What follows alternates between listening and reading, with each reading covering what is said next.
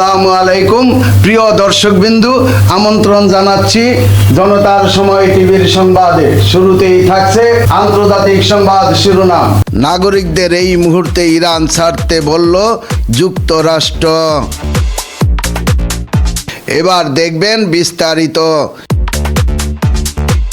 দুই দেশের মধ্যে সামরিক সংঘাতের শঙ্কার মধ্যেই শুক্রবার 6 ফেব্রুয়ারি ওমানে আলোচনায় বসেছে যুক্তরাষ্ট্র এবং ইরান। তবে বৈঠকের আগে ইরানে থাকা নিজ নাগরিকদের অবিলম্বে দেশটি ছাড়ার আহ্বান জানিয়েছেন যুক্তরাষ্ট্র। সংবাদ মাধ্যম ইরান ইন্টারন্যাশনাল এবং ইন্ডিয়া টুডে জানিয়েছেন, যুক্তরাষ্ট্র ইরানে অবস্থানরত তার নাগরিকদের জন্য একটি সতর্ক বার্তা জারি করেছেন। দেশটিতে চলমান অস্থিরতা ও ভ্রমণ ব্যবস্থার বিঘ্নের কারণে মার্কিনীদের অবিলম্বে ইরান ত্যাগ করার আহ্বান জানানো হয়েছে। যুক্তরাষ্ট্র সরকারের সহায়তার উপর নির্ভর না করেই ইরান ছাড়ার প্রস্তুতি নিতে বলা হয়েছে। ইরানে যুক্তরাষ্ট্রের ভার্চুয়াল দূতাবাস জানিয়েছেন, ক্রমবর্ধমান নিরাপত্তা ঝুঁকি, যোগাযোগ ব্যবস্থার বিধিনিষেধ এবং অনিশ্চিত পরিবহন সংযোগ এমন পরিস্থিতি তৈরি করেছে যা মার্কিন নাগরিকদের নিরাপত্তাকে গুরুতরভাবে ক্ষতিগ্রস্ত করতে পারে। প্রতিবেদন অনুসারে এসবের মধ্যেই তেহরান ওয়াশিংটনের কূটনৈতিক তৎপরতার নজরে এসেছে। কর্মকর্তাদের বরাত দিয়ে জানানো হয়েছে, প্রায় 9 মাস পর প্রথমবারের মতো আনুষ্ঠানিকভাবে যুক্তরাষ্ট্র ইরান পারমাণবিক আলোচনা শুরু হতে যাচ্ছে।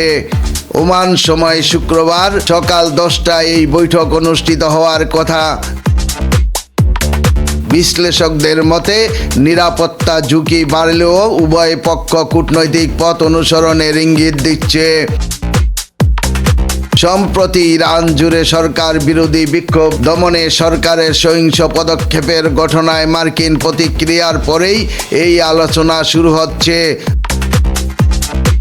যদিও বৈঠকের স্থান এবং এর পরিধি নিয়ে অনিশ্চয়তা তৈরি হওয়ায় আলোচনা পণ্ড হওয়ার পরিস্থিতিও তৈরি হয়েছিল।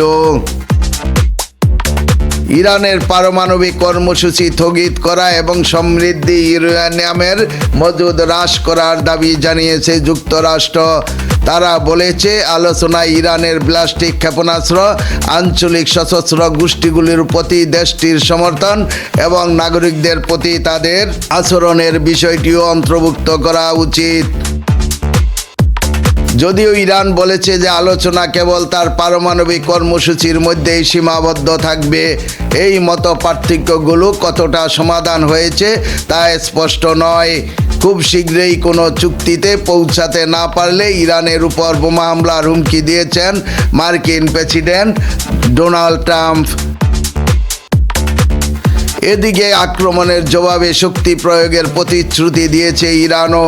মধ্যপ্রাচ্য এবং ইসরায়েলে অবস্থিত আমেরিকান সামরিক সম্পদে আঘাত করার হুমকি দিয়েছে তারা। বৈঠকে ইরানের প্রতিনিধি দলের নেতৃত্ব দিবেন পররাষ্ট্রমন্ত্রী আব্বাস আরাগাচি। আলোচনায় যোগ দিতে তিনি ইতিমধ্যেই ওমানের রাজধানী মাস্কেটে পৌঁছেছেন বলে বিবিসি পার্সিয়ানের খবরে বলা হয়েছে। অন্যদিকে মার্কিন যুক্তরাষ্ট্রের প্রতিনিধিত্ব করবেন বিশেষ দূত স্টিভ উইটকট এবং ট্রাম্পের জামাতা জেরড কুশনার। প্রিয় দর্শকবিন্দু, আজকের প্রতিবেদন এই পর্যন্তই শেষ করছি আমি মনসুর রহমান পাশা, জনতার সময় টিভি। আল্লাহ হাফেজ।